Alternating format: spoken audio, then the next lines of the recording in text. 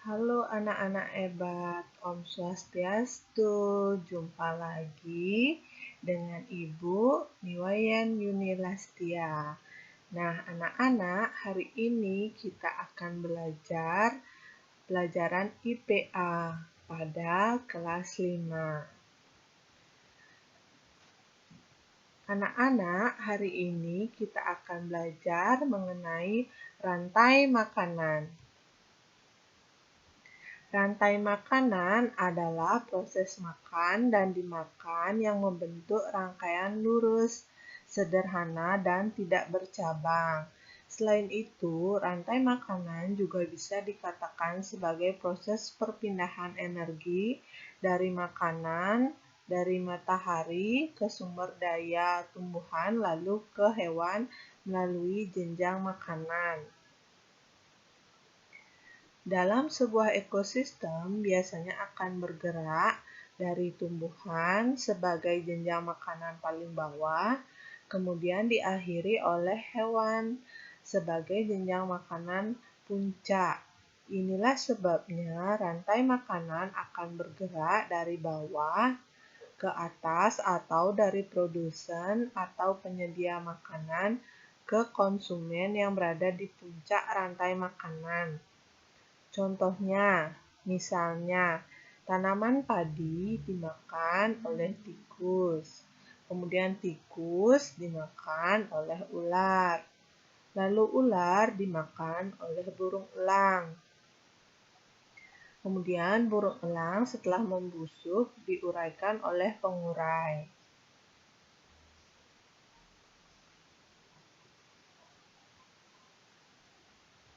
Di dalam ekosistem, peranan makhluk hidup dibagi menjadi 3, yaitu produsen, konsumen, dan dekomposer. Seperti yang kita tahu, tumbuhan bisa menghasilkan zat makanan sendiri. Karena itulah ia berada pada rantai paling bawah atau produsen. Ia penyedia makanan untuk konsumennya yang nantinya akan berlanjut pada konsumen berikutnya dan seterusnya. Hal ini tentunya akan berpengaruh pada ekosistem, karena saat kebutuhan makanan tercukupi, maka makhluk hidup bisa hidup, bertumbuh, dan berkembang dengan baik.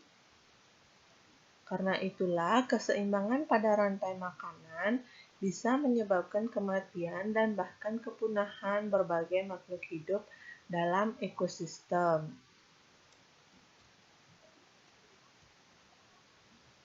Nah, anak-anak, seperti yang tadi Ibu jelaskan, rantai makanan itu adalah rangkaian peristiwa makan dan dimakan antar makhluk hidup untuk kelangsungan hidupnya. Adapun alur rantai makanan yaitu dimulai dari produsen. Di sini produsennya itu adalah tumbuhan. Kemudian dari produsen itu ke konsumen 1.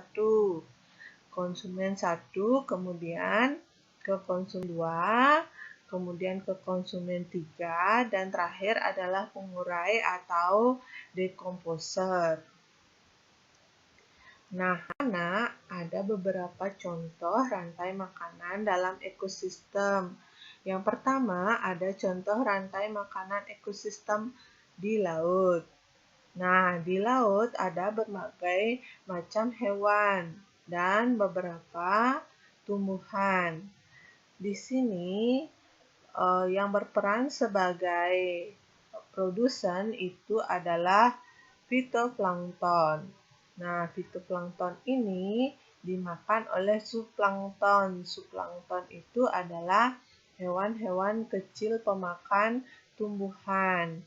Kemudian zooplankton ini akan dimakan oleh ikan-ikan kecil. Ikan-ikan kecil ini kemudian dimakan oleh ikan-ikan sedang. Nah, kemudian ikan-ikan sedang ini kemudian akan dimakan oleh ikan-ikan besar. Nah, begitulah rantai makanan yang ada di laut.